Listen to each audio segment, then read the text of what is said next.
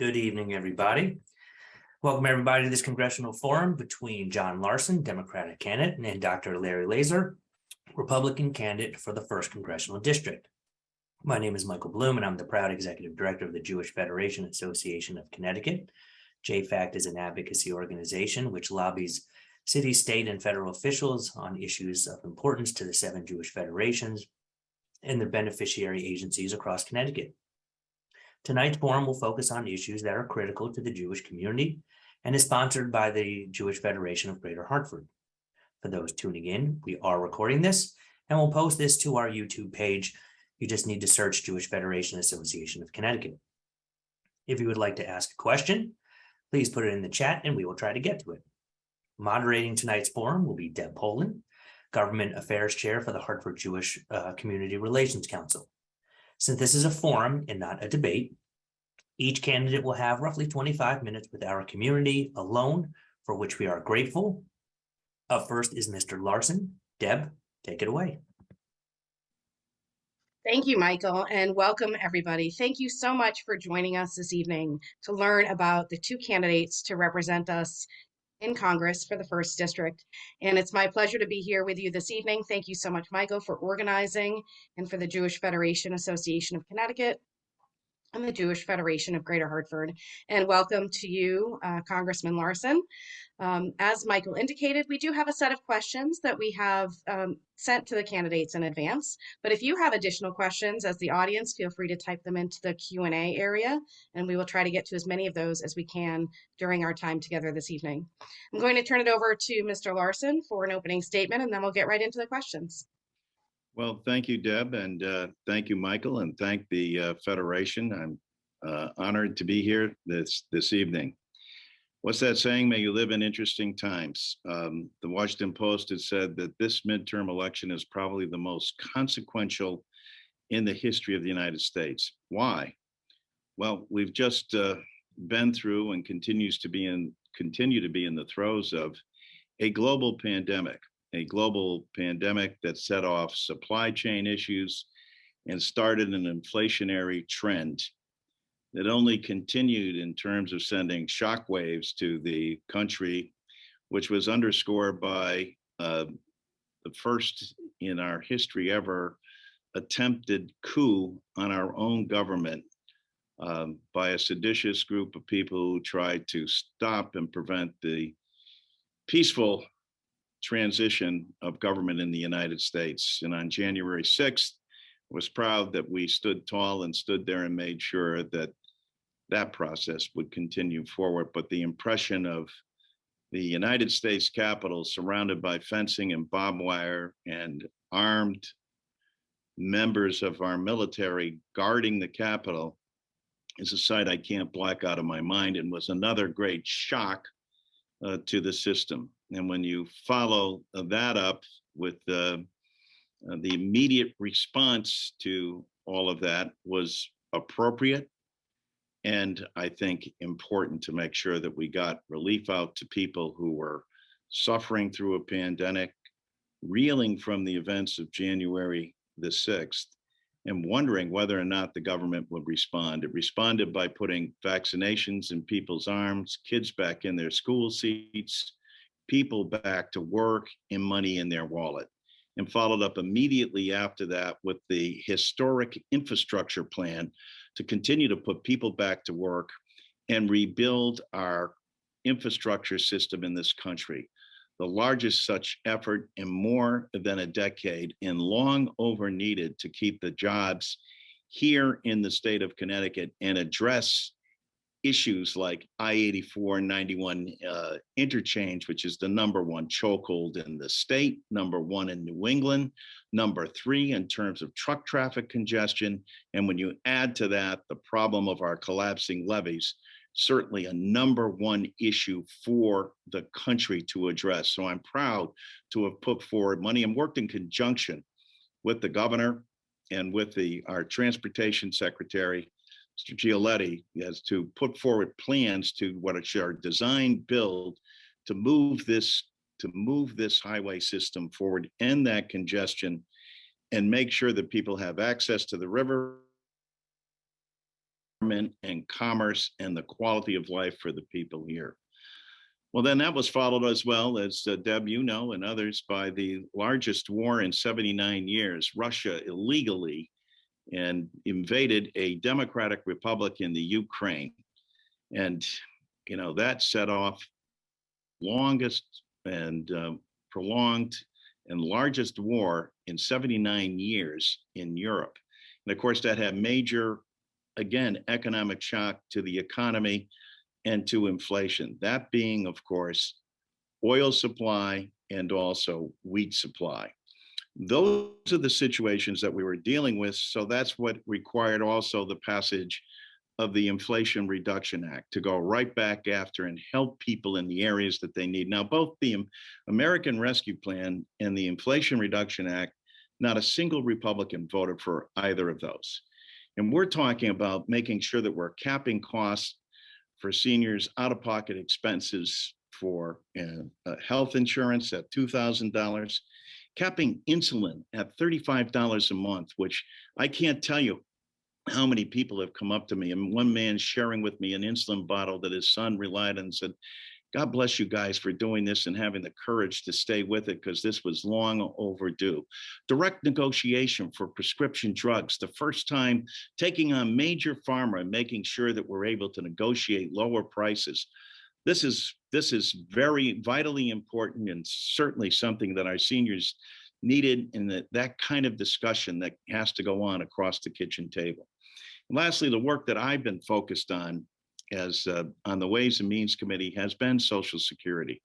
And there's no greater time for us to issue this. I just came from 2 senior forums today, again, where we talked about this. It's been 51 years since Congress has done anything to enhance Social Security. 51 years. A loaf of bread was 72 cents in 1971. Richard Nixon was president the last time Congress did anything. It's long overdue for us to expand these benefits. Why? Who's the group that's most impacted by the pandemic? The elderly. 756,000 people over the age of 65 have died of the slightly over 1 million who have lost their lives to COVID in the United States. Who's hit the hardest by inflation? Well, it's seniors, the people that are on fixed income. And that's why we need to make sure that they have a COLA that works. Thank God we were able to get a COLA that's enacted that's 8.7%, which will help people out, but they need a permanent fix to the program. Social Security has to be enhanced overall by 2%. No one who's worked all their lives in the United States of America should have to get a check that's a below poverty level check because their government simply hasn't kept track.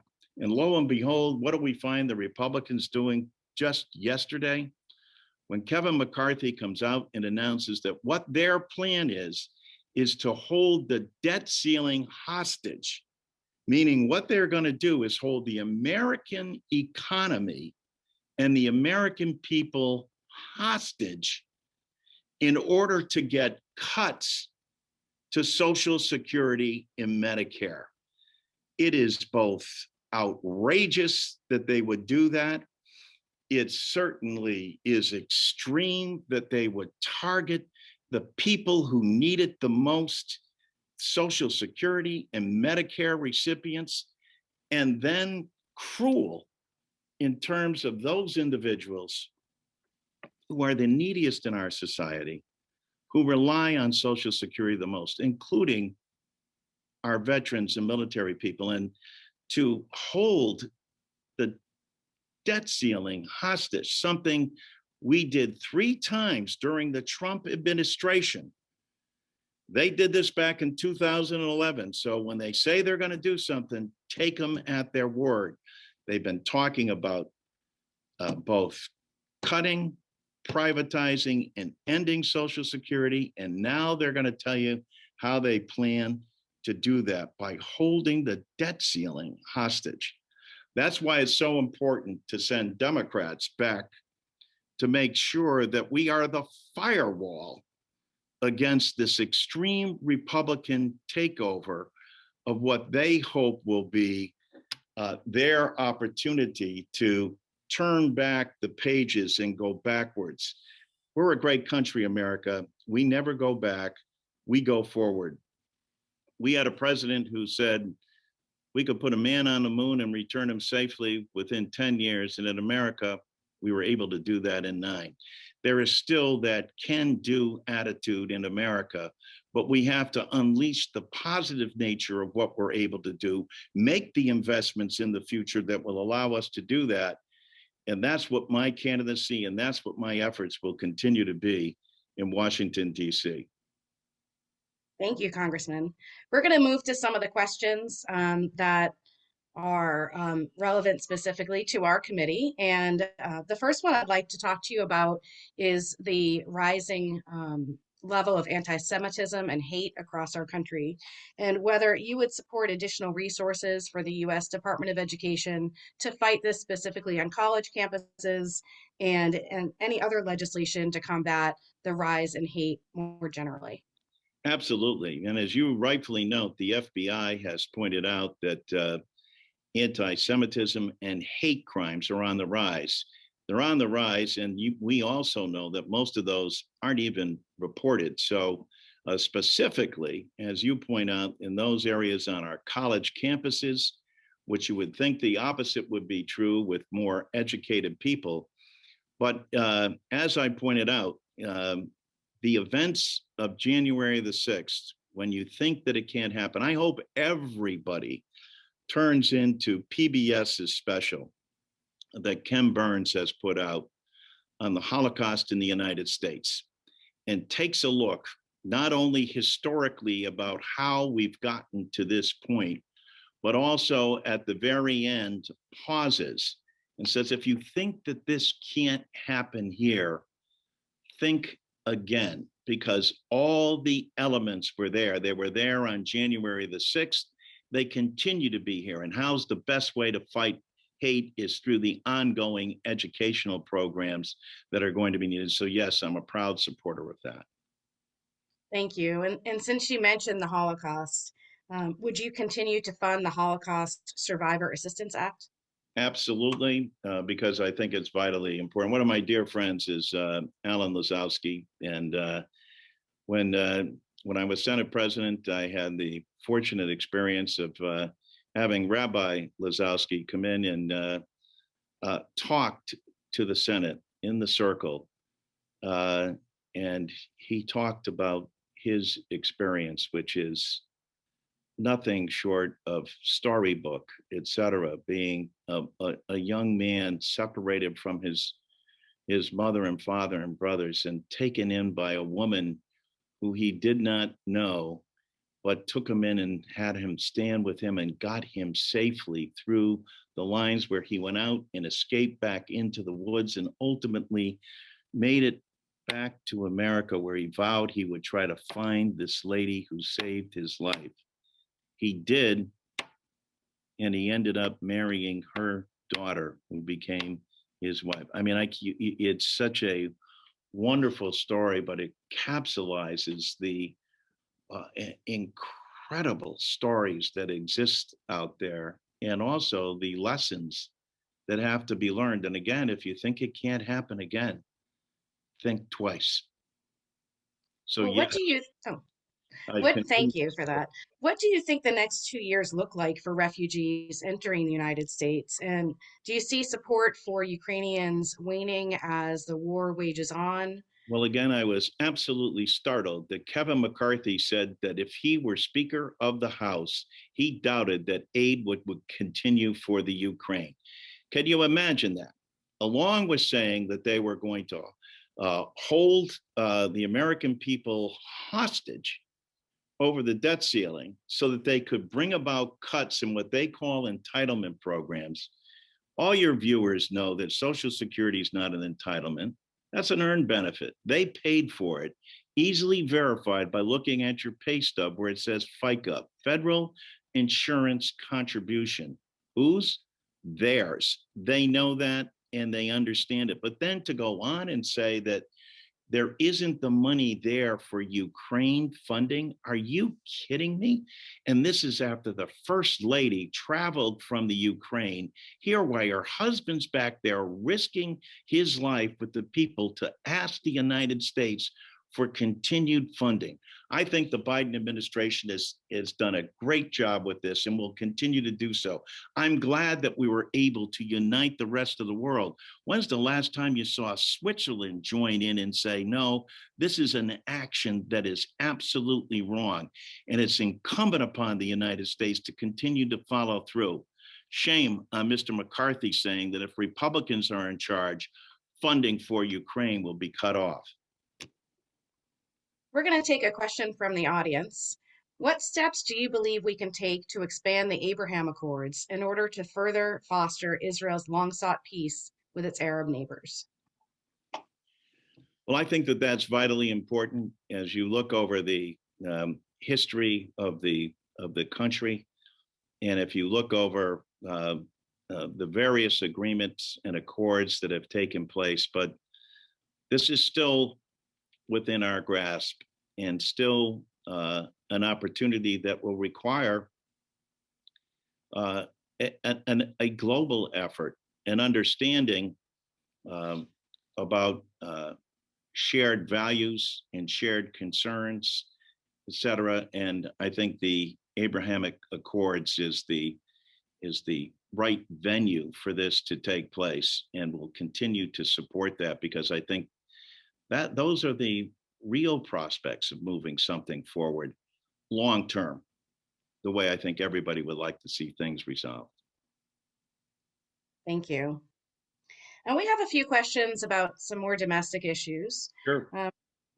Do you support making any changes to federal laws around reproductive freedom, same-sex marriage, and/or access to contraception? Absolutely not. And again, a frightening thing that, again, the leaders down who are running the Republican Party today have not only come out and said that when they're in charge, they are going to go all out and take them at their word when they say this, to nationalize, and come up with the concept of making sure that they're able to nationalize a woman's, inability to get appropriate health from a doctor. I got to say this, my opponent wrote a very, I thought, thoughtful article, and he's an OBGYN. He is not like the Republicans that are running Congress down there. Let me be clear about that. But he would be associated with them. He would be locking arms with them. His going to Congress would be part of a majority of them. He would be willingly or unwillingly empowering them to carry out their radical, extreme agenda of a ban on abortions, of an end of contraceptives, and going after gay marriages as well. That's what they said they're going to do. Believe them when they say they're going to do it. Thank you. I'd like to ask you a little bit about our current gun laws. Do you feel that our gun laws are appropriate? Do you support any specific policies to reduce gun violence? Yes. First of all, no, they're not adequate. Secondly, the House of Representatives has continued to pass legislation, whether it's universal background checks, whether it's a ban on assault rifles, et cetera. will continue to support those. And also getting to some of the core issues. Let me commend Senator Murphy from our state, for having done a great effort in trying to get at some compromise. But most of that compromise, as good as it was in some of the red flag issues, et cetera, that cropped up, there's still a long way to go, especially as it relates to gun violence. This Friday at Rentschler Field in East Hartford, we'll be burying 2 police officers who were ambushed and shot with a gun, again, that was gotten illegally, et cetera.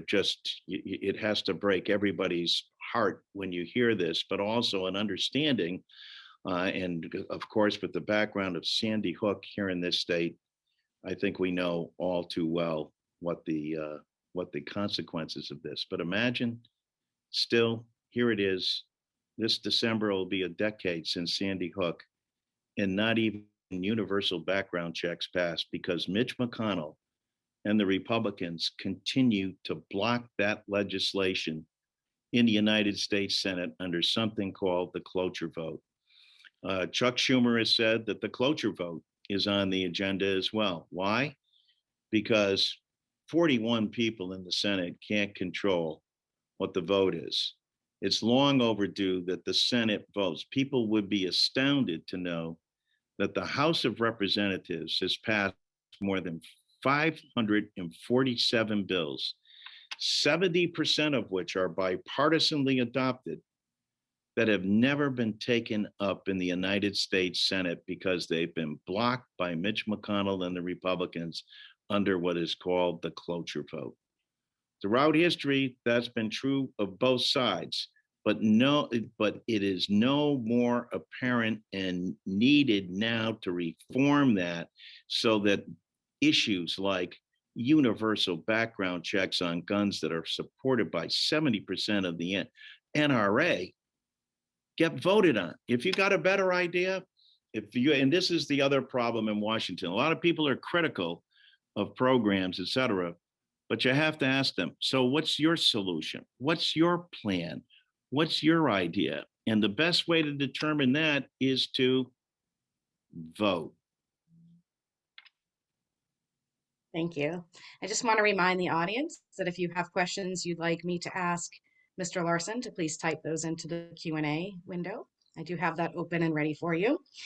We have another question and this one is around access to nutritious foods. We know that there is a rising food insecurity in the First District, across Connecticut, and across our country. How can we improve access to nutritious foods for people in our area? Well, it's one of the things that we're working hardest on. I'm so proud of the efforts of Rosa DeLauro on the Appropriations Committee. I was proud of the efforts that we were able to bring to Parkville and with getting $250,000 grant, et cetera, but working almost daily with Mayor Bronin and with people like Steve Harris and Mothers United Against Violence in North Hartford. There's no question about the fact that these places have become food deserts. And as Steve Harris says, people just simply need to have access to fresh foods and vegetables. The pandemic, of course, underscored a lot of concern. And I can remember the story told by Shirley Sturgeon, who is a counselor in Hartford, when her next door neighbor, after they had gotten their stimulus check, and she came back with her 2 arms full of bags of groceries, and her daughter came up to her and yelling, "Mommy, Mommy, we have food." And in this day and age, for children to go hungry, and I'm really proud of the efforts that we've done, again, because of what's been underscored by the pandemic, is the food that's needed to go to schools to make sure that kids, every child, has a lunch that they know that they're going to have there, that they've got a place that they know that they can go where they can be fed. And in this day and age, that is not only appropriate, it's the right thing to do. And we have to continue to get that funding and incentivize businesses and get neighborhoods and communities that aren't isolated, that do have access to fresh fruits and vegetables and healthy, nutritious food. It's essential for any nation and certainly for our population of children. Thank you. If you are reelected, would you be supportive of the nonprofit security grant program? And if so, why would you support that grant? Well, yes, I've been a longtime supporter of the program, and I have fought to ensure that the program is robustly funded. And in fact, without trying to pat myself on the back too much, I think I was able to enhance the funding by more than $180 million. And we will continue to urge our Senate colleagues to maintain strong support for this critical program. But what this does, as you know, it helps synagogues in particular to beef up their security. And as we said at the very outset of this, sadly, hate crimes are on the rise. Anti-Semitism is on the rise, even to the extent in intellectual groups like you discussed earlier around colleges, where people are even preventing people who have strong views on Israel from participating in other progressive issues because somehow they're tainted because they're pro-Israel. There are warning signs and red flags up all over the place. I will continue to ensure that this fund is robustly funded because I think it's that important. Thank you.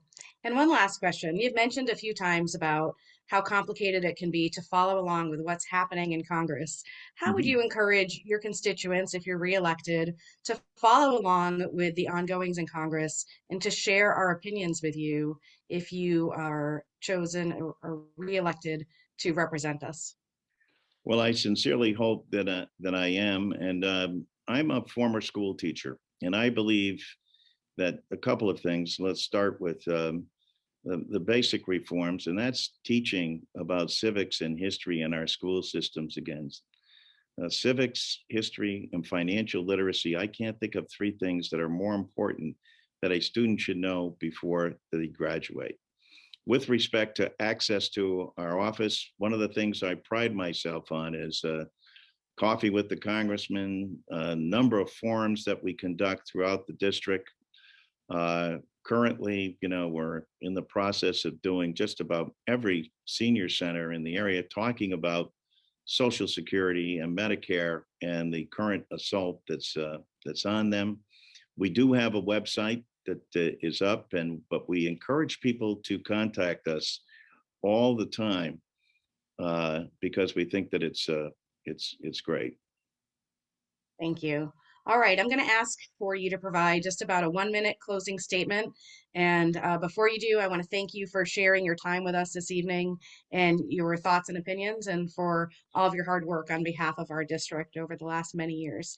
But I'll give you about 1 minute to close up. Well, thank you, Deb. And again, it's an honor to serve the people of the First District. And let me say to the members of the Federation, I am proud to have co-sponsored the Disarm Hate Act, and I'm proud to support a number of the initiatives discussed tonight, including the Nonprofit Security Grants Program, Holocaust Survivor Program, Jabara Hire, the No Hate Act. Again, credit to Dick Blumenthal for his work there as well. And I will continue to do so if elected.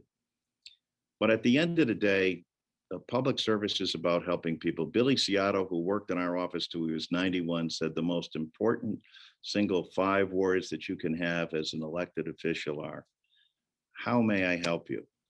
That is the credo of our office. How may we help you? How can we better serve the people of this district? I'm proud that we've been able to bring home funding to every single community in the 1st Congressional District, got municipal funding, got educational funding, and got additional funding for every community to deal with the pandemic and into neglected areas. And especially proud of the monies we were able to bring home for extra policing. Far from defunding the police, what we've demonstrated as Democrats in charge is that making sure that whether it's 15 new officers in Hartford or whether it's new officers in West Hartford or extra funding for the communities in the SABRE Act, this is important investments. You're going to hear the other side talk an awful lot about spending. What they don't talk about is investment in the people, investment in the infrastructure, what that means for jobs, and nor do they mention that we were able to reduce the debt in the process by $1,350 billion. That in the midst of a global pandemic, in the midst of January the 6th, and the largest outbreak in war in Europe in 79 years, and all that has caused in terms of this global pandemic and global inflationary trends, answering those concerns for people. It isn't always perfect, but it was the right thing to do. And you can count on me always to do the right thing. Thank you so much, Congressman. And we are going to move on to our second candidate this evening, and I'd like to welcome Dr. Larry Laser. Welcome, Dr. Laser. Thank you so much for joining us this evening, and I would like to allow you to make an opening statement. Thanks, Deb. It's great to be here. This is an honor to represent the Republican Party and be part of this election. I came into this for a few reasons. One is that there's an all-time low confidence in government. 12% of people right now have faith in government. That, in addition to the fact that I felt the Republican Party needed to get a shift and to get away from some of their policies. And I saw an open door for that. I also saw an opportunity to push back on some of the Democratic policies that I thought were leading our country in the wrong direction. John has been in office for 24 years. And, I think I want to thank him for his service. And I think we all should try to work together to make this country better. But one of the things he said is that, in our debate, that he would not have any more debates. We had one debate where we each spoke for a half an hour. And the bedrock of democracy is debating. And people have to ask themselves, now, why would a congressman who served for 24 years not want to sit down with Larry Laser and talk about the issues? And in our debate, which we had last week, and people can get that on YouTube, he said, well, you're welcome to come to the senior centers and talk about Social Security. And I said, sure, John, let's do that. But I saw his team on Channel 3. I said, we're welcome to do that. So that's, I think, a major issue, that when we talk about politics and where we're going, let's debate. Let's talk about the issues. I'm not thinking that I have all the answers, but let's talk about the economy and say, how can we do a better job with inflation? Because it seems like there's an awful lot of Democrats who are saying, Democratic economists who are saying we spent way too much money, and part of that caused inflation. John talks about the supply issues and Ukraine, which are true, but there's issues we can control and issues we can't. And what we can do is we control how much spending. And I think that's probably one of the biggest differences between John and I, is how much spending we have. I'm a physician. I've been at Hartford Hospital since 1990. I'm an OBGYN. I deliver babies. And every day I talk to women, 25 women, and I get to hear their issues, hear about their families. And they're from all walks of life. We see the poorest of the poor. We see affluent women. Obviously, we see lots of immigrants and all different religious groups. And it's really a great way to get a feel for what's on people's minds and what's important to them. I just think there's an opportunity for government to do a better job. And I want to thank people. I want to thank John for his time.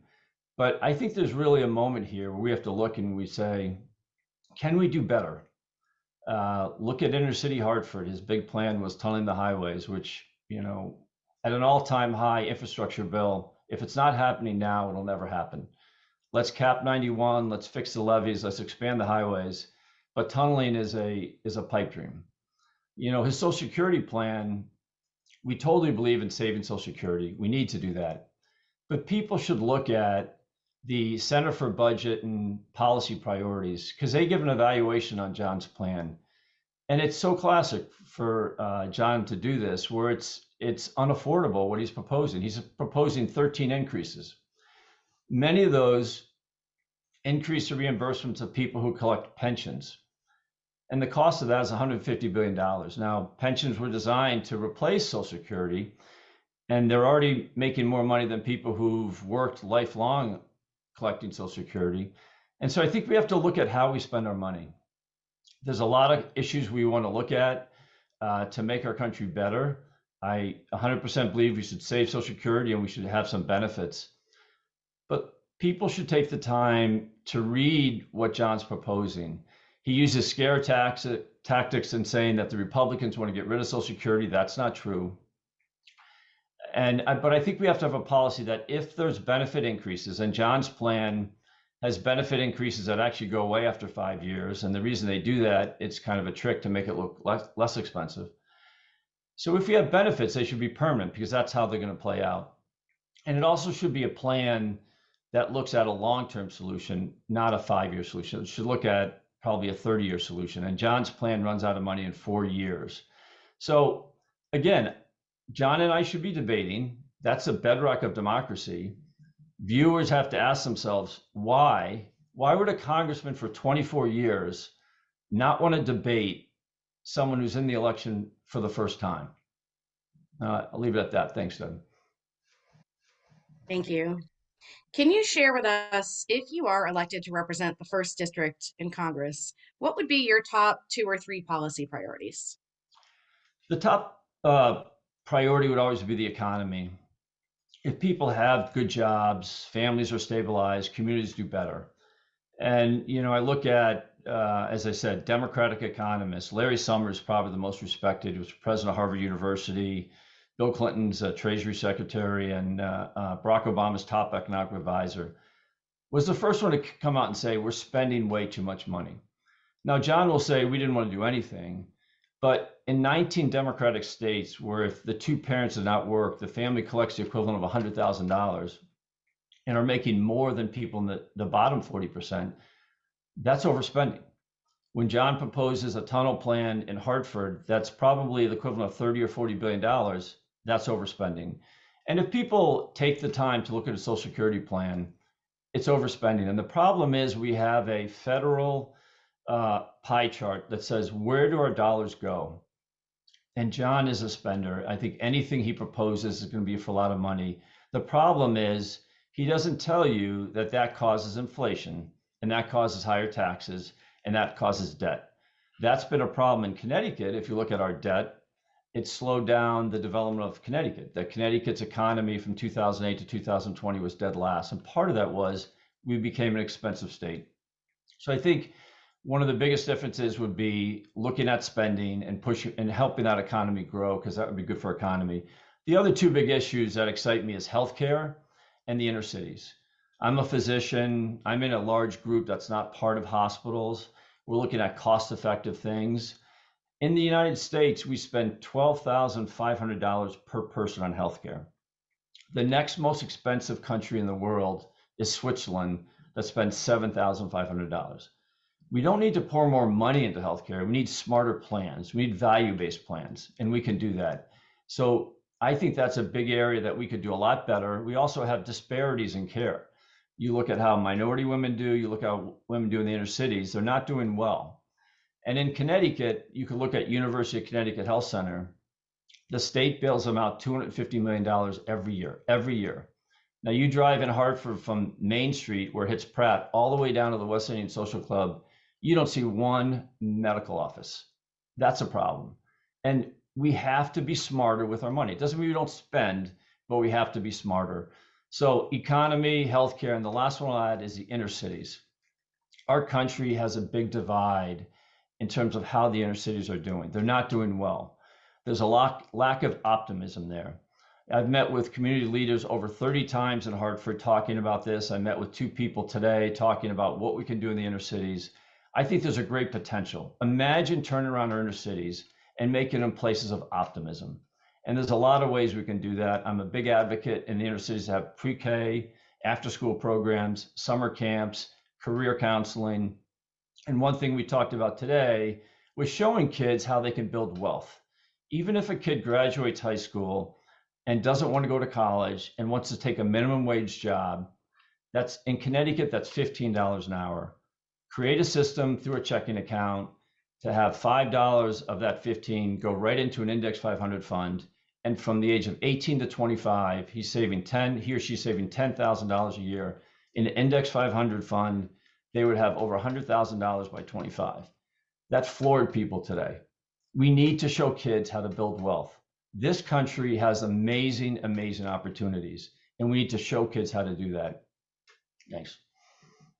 Thank you. Would you support additional resources for the U.S. Department of Education to help fight the rising racism and anti-Semitism on college campuses? And more generally, is there any other legislation or funding that you would support to combat the rising anti-Semitism and hate? Yeah, I would definitely support that. I think it's clearly a problem. I think college campuses have a lot of problems with freedom of speech. You look at Yale Law School had a forum on freedom of speech, and the law students interrupted it. They had a conservative speaker and a liberal speaker. Middlebury, there's a conservative speaker who was attacked. I had a niece who graduated from Brown University. They did not want Condoleezza Rice to come and talk. There's a problem with that. We need to encourage college students to listen and learn. And we have a leadership problem in some of these colleges. The presidents of those colleges and other organizations are afraid. They're afraid to stand up and say, you know what? This is freedom of speech. You may disagree with what they're saying, but then ask the questions and stand up and say why you disagree and why you think it should be looked at in a different way. We need to look at that. Throughout our society, people are afraid. I don't think people have been more afraid, even since Joe McCarthy, people are more afraid. So I think you're right. There is anti-Semitism, and there is an issue on college campuses. But even in our middle schools and high schools, I have a daughter in the middle school. I have two sons, one in college, one in grad school. But they're very careful what they say. And I think we need to bring down the emotion, let people talk about the issues, not call them names, and allow people to make mistakes and allow people to disagree. And we would all benefit from that. Thank you. I'm going to move on to asking about the Holocaust Survivor Assistance Act. Are you familiar with that? And would you continue to fund that act if you are? Yeah. We have a small campaign team of 5, and actually 3 of the members are Jewish, and one is from West Hartford, Lev Kropsky. So we were just talking about that today, reviewing for this. And the youngest survivor is probably 75 years old, I think, if I do my math correctly. But we need to support those people. We need to talk about the Holocaust. One thing I do every year for 2 minutes, it's 2 minutes, is I go to the JCC and read the names. And that is a incredibly powerful thing. Not that I'm volunteering 5 hours, it's 2 minutes. And I think, there's so much to learn from that. And I think other groups doing that, reading names, you're not just talking about the number of 6 million Jews that were killed. You're actually reading the name and the age of the child. I think that's a powerful thing. So yeah, I think I have patients who are survivors. I have patients whose parents have written stories. I like hearing if they want to talk about their experience. My father's parents came from Slovakia, and they were lucky to get out in the late 1920s, but they were there during World War I, and they're incredibly great. I mean, this is what this country has been a salvation for many people. But yeah, no, we need to support the survivors, and I think we need to talk more about that. Thank you. What do you think the next 2 years look like for refugees entering the United States? Do you see support for Ukrainians waning as the war wages on, for example? Yeah, I mean, I'm a big supporter. I think the issue going on in Ukraine is huge for many, many reasons. One is it's sending a signal to other countries that may be aggressive, whether you talk about North Korea, you talk about Iran, you talk about China. How is the world going to respond when you see an invasion like that? And it was built on lies. We all know that. So we, as our country, want to be supportive. I think, unfortunately, there will be a natural waning of support. I think you see that with time. I'm a big advocate of us backing up Ukraine, and again, I think there's issues that we should be working together. Right? When I listened to John, I think I heard constant criticism of the Republican Party. I'd like to think that there's issues we come together. Issues like Ukraine, we should come together. That's critical. My heart goes out to the Ukrainians and how hard they're fighting. I love the fact that we're evening up the score with some weapons, and they're doing very, very well. So, but yes, we have to support the refugees. I've seen, as a physician, I was just talking to a lady who came over to the U.S. from Bosnia, and so proud that she was able to come to the U.S. And she, would say, "Don't let them change this country. This is what the United States is. It's a beacon of people to come here for the freedoms, and we want to continue that." So, the Ukraine situation, I feel strongly we need to support. It sends a message to other countries. If they're going to be aggressive, there'll be consequences, and we can't do that alone. We need to have a coalition of countries to come together, which is what we were seeing. Thank you. I'm going to ask a question from the audience. What steps do you believe we can take to expand the Abraham Accords in order to further foster Israel's long-sought peace with its Arab neighbors? Yeah, I mean, it's the fact that United Arab Emirates and Bahrain started to recognize Israel. That's huge, right? The Middle East has been a hotbed for years. It's still a hotbed. And I think as Israel grows relationships with these other countries, we're going to see a calming. That's the hope. I'm an optimist. I want to see that. I'm also a realist. I do not want to see Iran get nuclear weapons. I don't want to see an armed Palestine. But yes, if we can expand, that's great. And they're doing well with that. So, so yes, I think anything we can do to encourage diplomacy and encourage countries to get along, encourage countries to recognize Israel's sovereignty, that would be great. Great. We have another question from the audience. I'm going to combine it in a little bit. What is your position on our current gun laws? Do you think that they're appropriate? And do you support any specific policies to reduce gun violence in our communities? Yeah, that's a great question. So I have neighbors who have guns for shooting targets. I have neighbors who have guns for defense.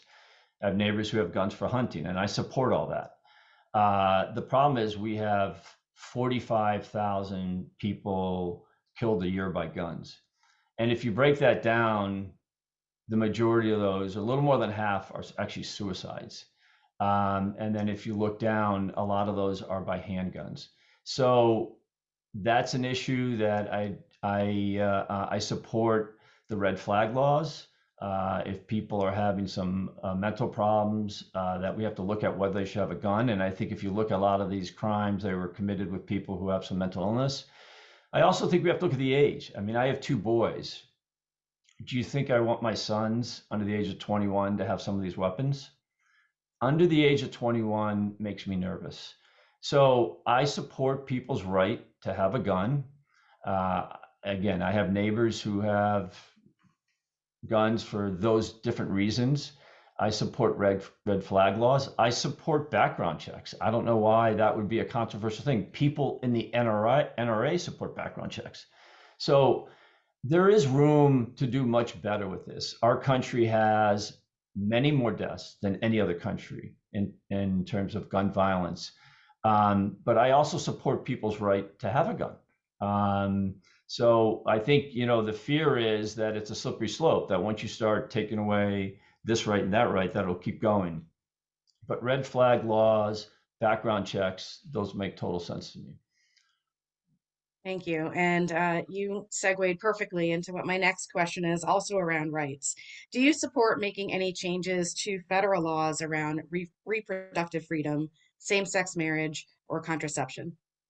Yeah, so I'm an OBGYN physician. I sit with women every day, and we'll have women who are in difficult situations.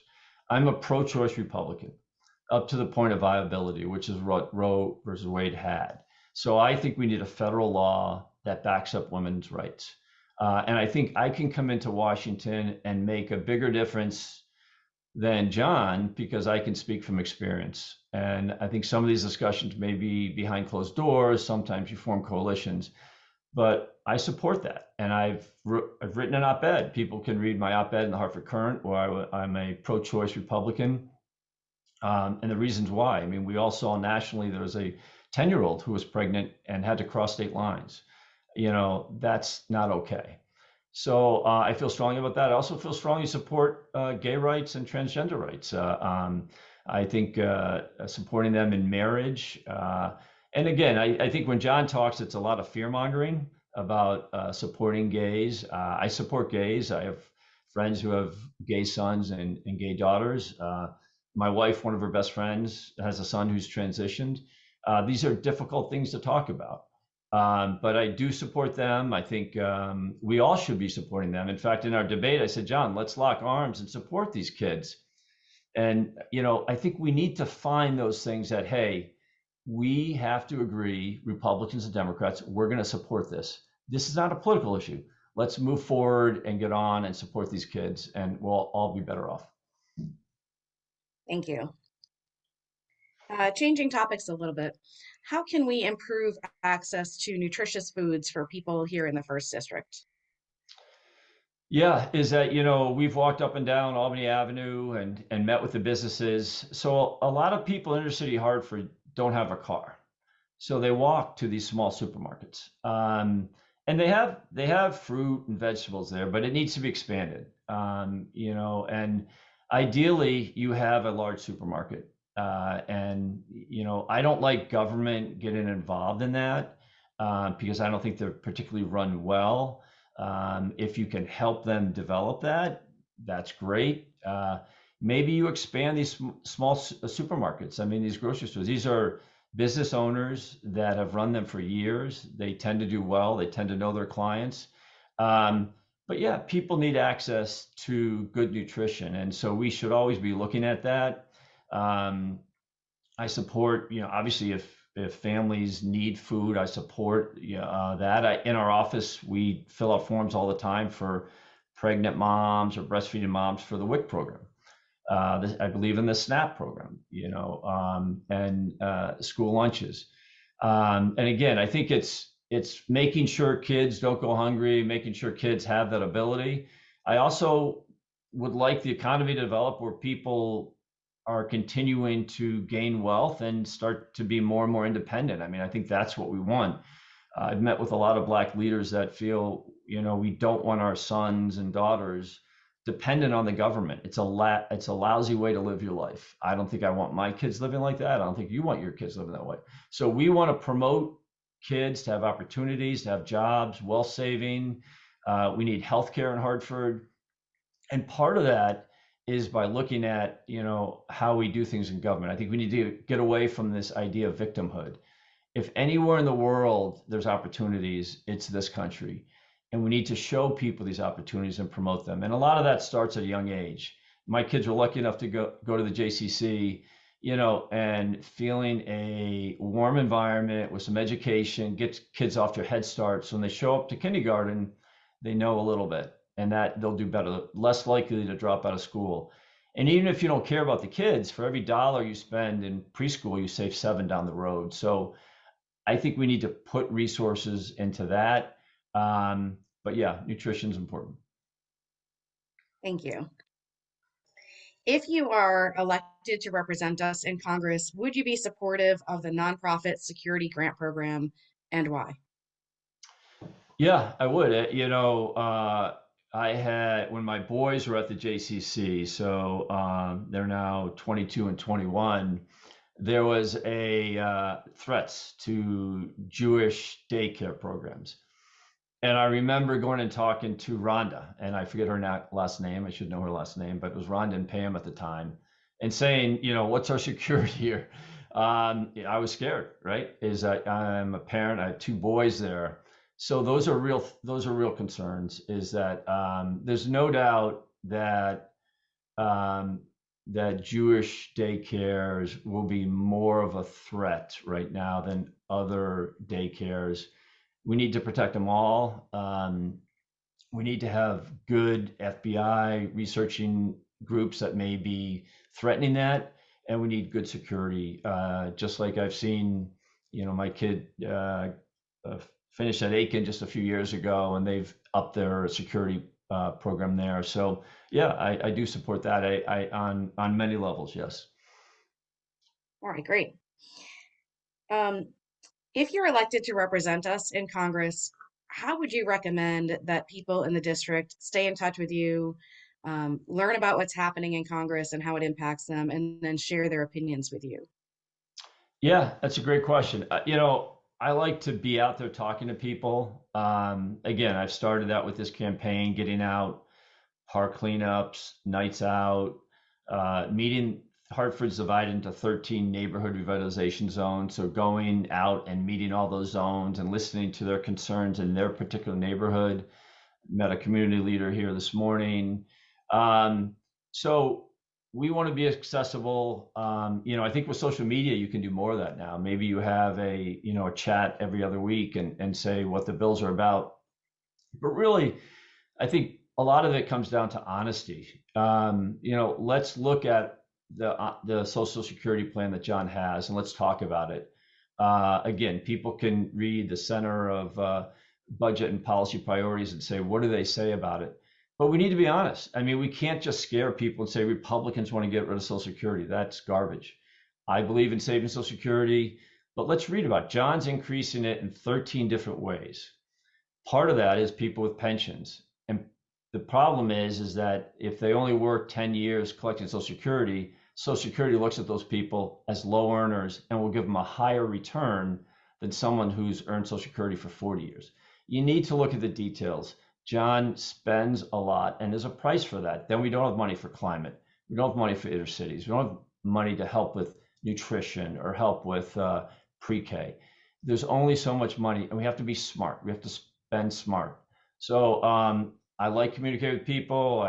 Probably it would be a social media format, and then meeting in large groups. But again, I get back to, if John doesn't want to debate, what does that say about him wanting to talk about the issues? Ask yourself that. If we're at an all-time low confidence in our government and people are worried about democracy, and your 24-year congressman says, I don't want to debate, ask yourself, what does that tell you? That tells me a lot. All right, thank you. So we've come to the end of our time for questions. I want to give you a minute or so to wrap up. Before I do, I want to thank you on behalf of the audience here today and for JCRC and the Jewish Federation Association for putting your hat in the ring and running to represent us in Congress. Putting your name forward is difficult, and we respect everybody who runs for office and makes that difficult decision. So thank you for sharing your time with us this evening and for running for Congress. And I'm going to turn it back to you for about a minute closing statement. Thanks, Deb. It's really been an honor and a great education to do this. I did throw my name in the ring because I felt there was a void. There's an all-time low confidence in government. 12% of people have faith in Congress. We've never seen a lower level of confidence in government. My eyes are wide open that the Republican Party needs to shift. Just last week, I was the only Republican out of 435 that was endorsed by Adam Kinzinger. That was in the New York Times. That's pretty impressive. He stood up to the January 6th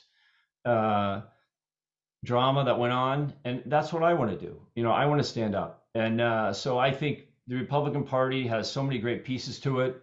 I think you look back historically of what they've done to bring this country forward, and I want a party like that. I want the Republican Party to get into a new chapter.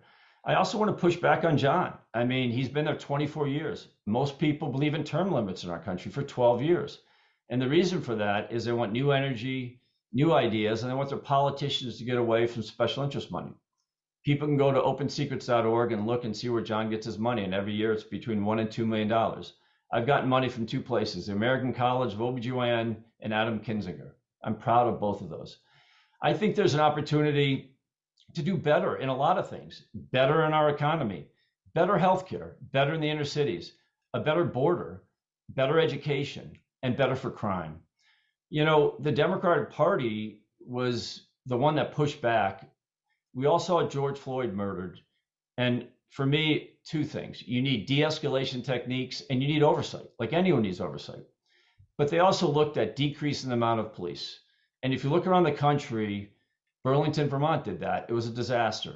Minneapolis, Minnesota did that. And now instead of waiting 11 minutes, people in the most vulnerable neighborhoods wait 17 minutes. Do people want to go on a subway in New York City? When there's a crime problem, people usually turn to Republicans, and for a reason. We have the police's back and we believe in them. I think there's an opportunity for change. I'll thank John Larson for 24 years, but I think it's time to look and scratch your head and think a little bit about where we're going. I think I present a good voice. I have experience talking to patients regularly, and I hope I get your support on November 8th. Thank you. Thank you very much, Dr. Laser. And I'm going to turn it back over to Michael Bloom. Thank you, Deb. Thank you, everyone, for joining us tonight. Thank you to the two candidates. Thank you to the Hartford Federation for co-sponsoring. JFAC has one more forum this coming Sunday evening between Richard Blumenthal and Leora Levy. We hope you will join us for that. And with that, have a good night.